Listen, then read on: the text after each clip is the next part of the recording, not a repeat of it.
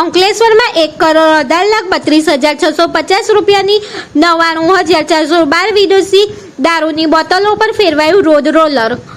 અંકલેશ્વર ડિવિઝનમાં આવેલ અંકલેશ્વર શહેર A division, Ankleshwar B division, taluka police મથક, જીઆઈડીસી પોલીસ મથક, પાનોલી પોલીસ મથક અને હાસોદ પોલીસ મથકમાં ઝડપાયેલા વિદેશી દારૂના જથ્થાને નાશ કરવામાં આવ્યો હતો.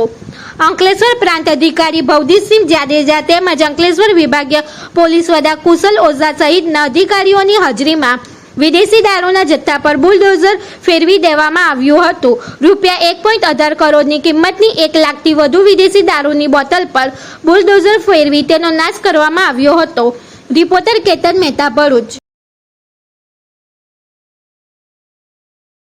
આજરોજ અંકલેશ્વર પોલીસ ડિવિઝનના લગભગ 6 જેટલા પોલીસ સ્ટેશનના પ્રોહિબિશનના મુદ્દામાલને નષ્ટ કરવાની કાર્યવાહી કરવામાં આવી રહી છે, જેમાં એસડીએમ અંકલેશ્વર સાહેબ તથા નશાબંધી અધિકારી સાહેબની હાજરીમાં પંચનામું કરી અને આ તમામ મુદ્દામાલ છે સ્ટેશનનો અંદાજે 1 લાખ બોટલો અને 1,18,00,000નો મુદ્દામાલ નષ્ટ કરવાની કામગીરી ચાલી રહેલ છે, જેમાં ડીવાયએસપી સાહેબ અંકલેશ્વર અને પ્રોહિબિશન અધિકારી સાથે બંને મામલતદાર અને 6 પોલીસ સ્ટેશનના પીએ હાજર છે અને કામગીરી પૂર્ણ થવાના છે.